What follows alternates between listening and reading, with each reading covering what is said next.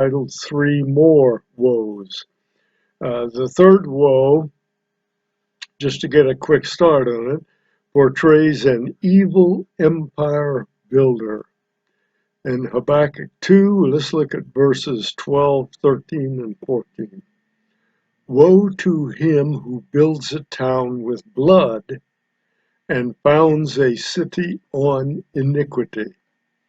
Behold, is it not from the Lord of hosts that peoples labor merely for fire and nations weary themselves for nothing?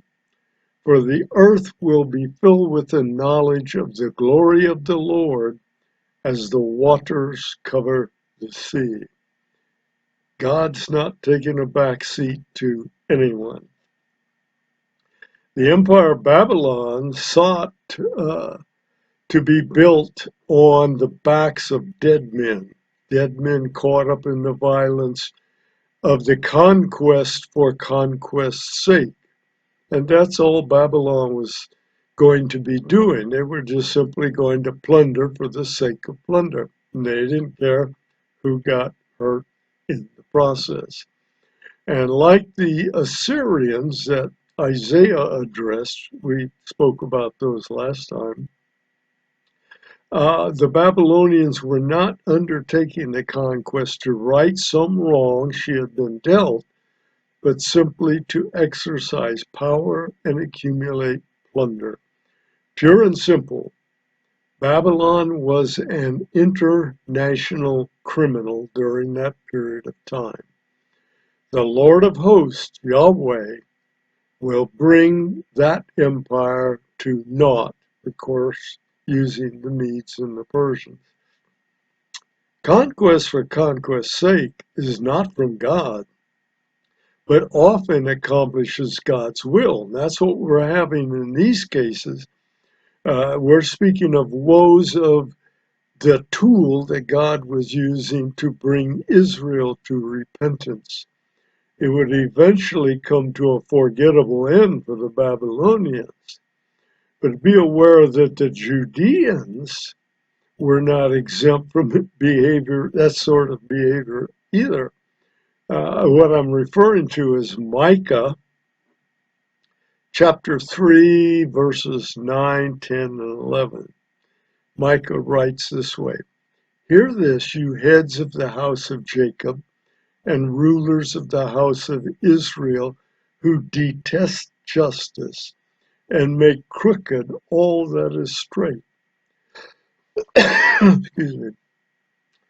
Who build Zion with blood and Jerusalem with iniquity. And these are the Jews that we're talking about. They're Israelites at that time, they'll later be called Jews.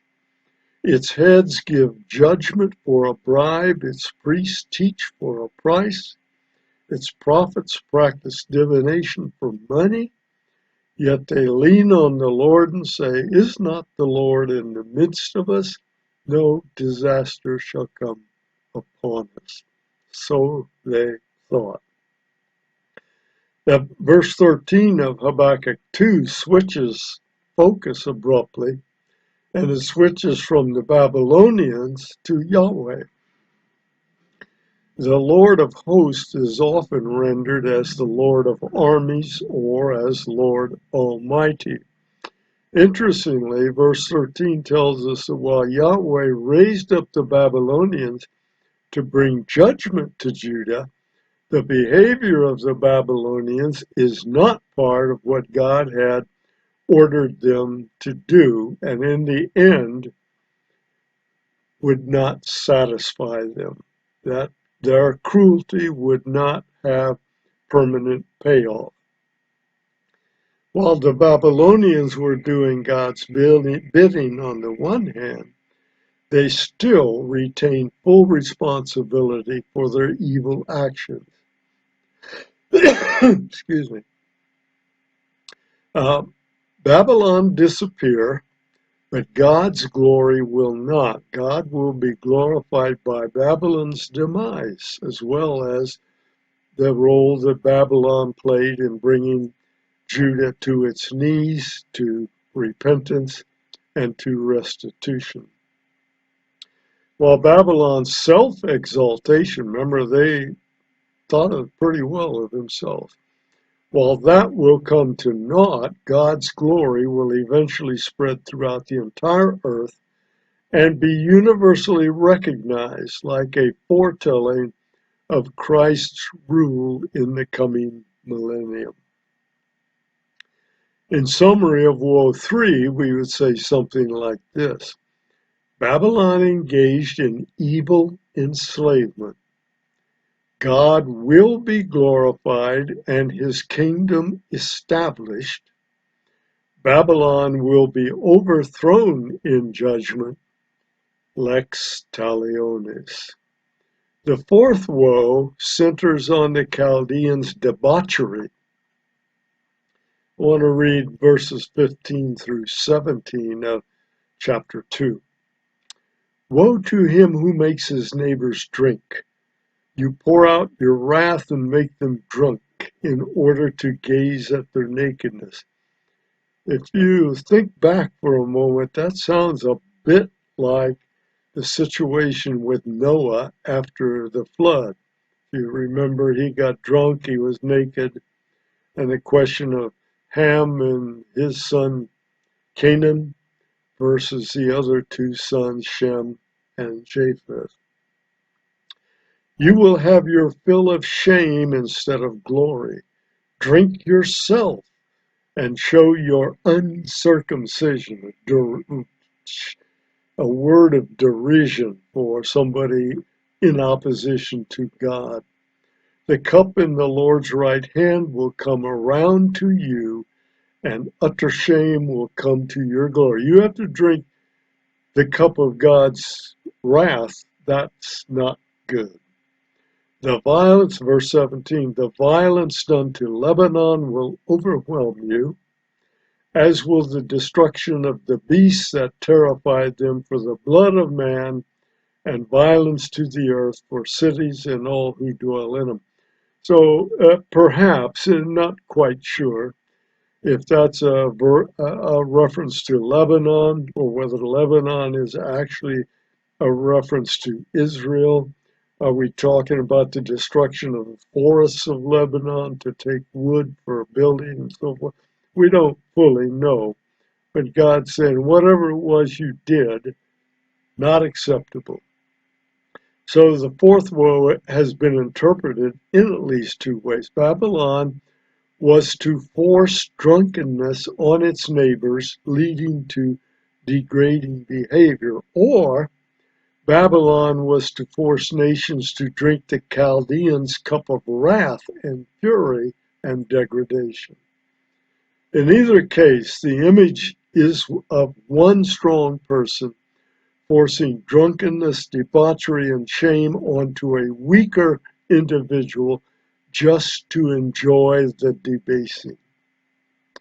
Verse 15 described the Babylonians as exhibiting a combination of hate and passion without shame, debauchery by force, that is when it says it makes them, forcing the powerless, conquered ones into the same drunken behavior that was characteristic of Babylon. Now, Babylon was being told that your fill of shame will come to replace your glory.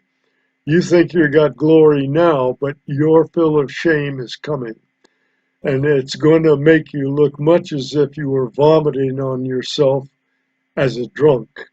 Which most of you know what that means. You get drunk, you get, I think of some of the phrases, floor crawling, toilet hugging, and then you lose it.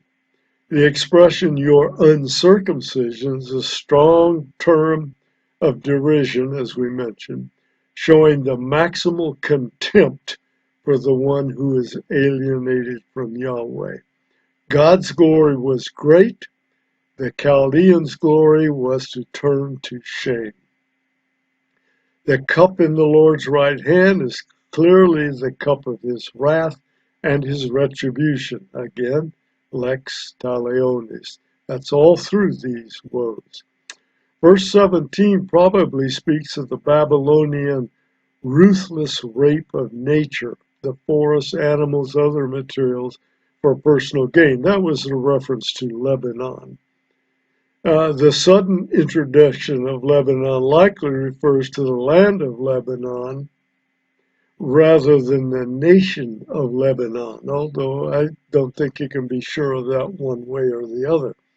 The land of the nation Lebanon was originally given by God to Israel as part of the Promised Land, and Lebanon was at times used in the Old Testament to be a reference to Israel. Now, Babylon gloated over its prey, but retribution was in God's hand, not Babylon's, and the hangover would be great. So let's look at a summary of the fourth woe. Babylon acted with barbarism toward the conquered. Victims were forced into states of shame. The glories of Babylon would be violently overwhelmed by shame and judgment in retaliation, in lex talionis. The last woe, the fifth woe, is portrayed as the image of one who fashions idols from raw materials. Sort of reminds us, we've looked a couple of times at Isaiah 46, in which God compared himself to speechless, motionless, helpless, useless idols created by man. Well, let's look at verses 18 through 20 in Habakkuk 2. What profit is an idol when its maker has shaped it? A metal image, a teacher of lies? For its maker trusts in his own creation when he makes speechless idols. You make an idol, that's an idol of your own making, and you're going to trust in it. You're going to worship it. Woe to him who says to a wooden thing, awake, or to a silent stone, arise. Can this thing teach? Behold, it is overlaid with gold and silver, and there's no breath at all in it. It can't speak. It can't answer prayer. It can't even hear prayer. Verse 20, but the Lord is in his holy temple. Let all the earth keep silence before him. Well, the question of verse 18, of course, is rhetorical. There is no prophet in a man-made idol. How is it that a graven image which can't talk can be a teacher of lies? Well, the promises of a false god are deception. Therefore, the oracles and claims made by men for false gods are lies. Ridicule is due anyone speaking to something he has made. You make a doll and you talk to it. That's a little bit silly if you're an adult, especially if you expect it to talk back, if you expect it to rise up, or if you expect it to take any form of action. It's lifeless. No life, no action. So speak to the idol. Give it orders. Expect it to act. Really? Well, that's what they were doing. And if you remember, the idol that was central in the Babylonian thought was their own military might. Well, the sarcasm of verse 19 reminds one of Elijah on Mount Carmel as he mocked the priests of prophets of Baal. Do you remember that story? 1 Kings 18. I'm going to read about 4 verses starting in verse 26.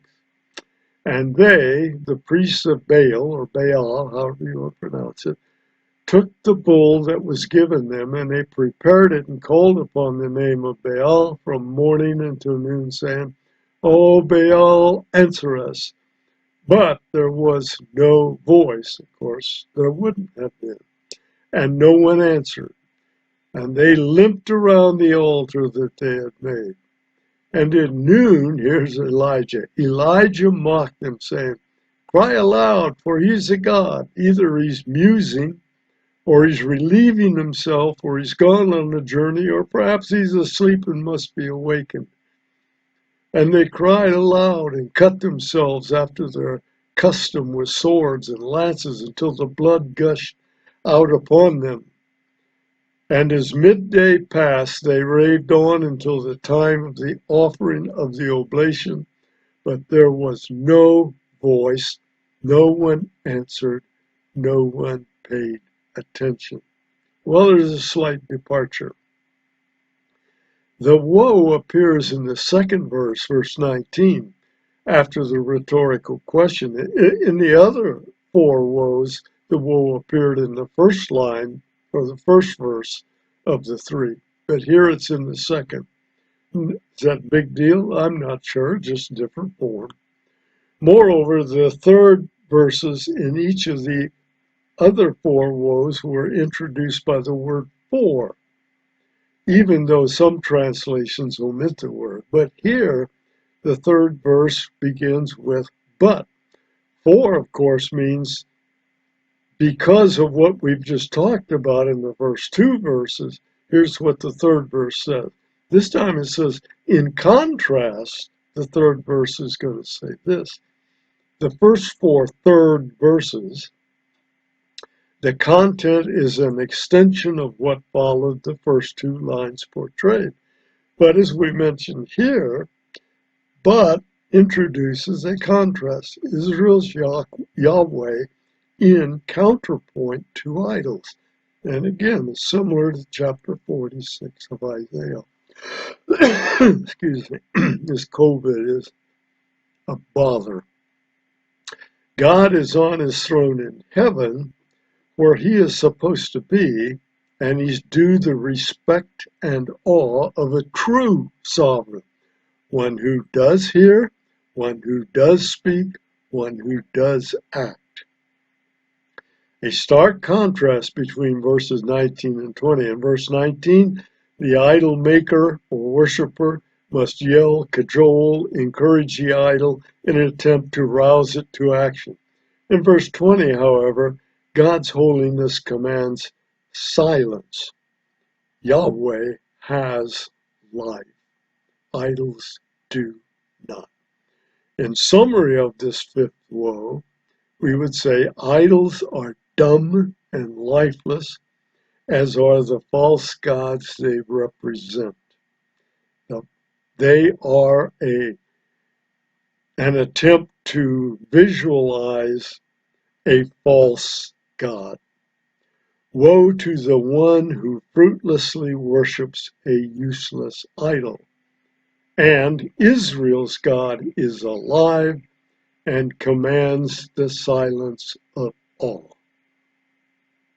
Or fear, if you prefer that term. God's message to Habakkuk is finished. And he said, essentially, I'm going to paraphrase, of course. Maybe it's not even a paraphrase, my own version. Here's what I think God is saying to Habakkuk. Stop complaining. I'm not out of the loop. I have things under control. The end will come and my intent will be met. I'm on the job. I will be glorified. What about a couple of takeaways? The use of immoral or unethical means to acquire material gain or power or influence ultimately ends up empty and judged. Evil gain brings shame eventually, not glory.